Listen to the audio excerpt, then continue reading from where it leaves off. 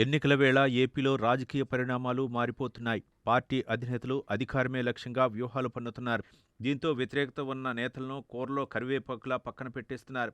ఇందులో భాగంగా cycle boss Chandrababu Vijayawada MP Kesineni నానిని పార్లమెంట్ ఎన్నికల బరి నుంచి తప్పించారు. దీంతో నాని భవిష్యత్ కార్యాచరణ ఎలా ఉండనన్నది రాజకీయాల్లో ఉత్కంఠంగా మారింది.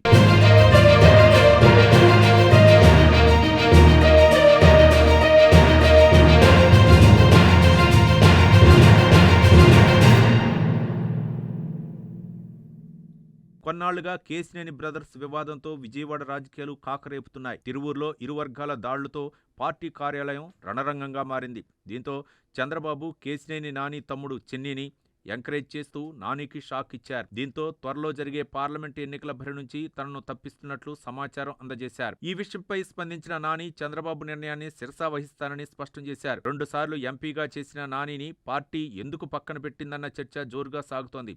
దీంతో ఆయన పార్టీ మారే యోచనలో ఉన్నారా అనే అనుమానం వ్యక్తమవుతోంది.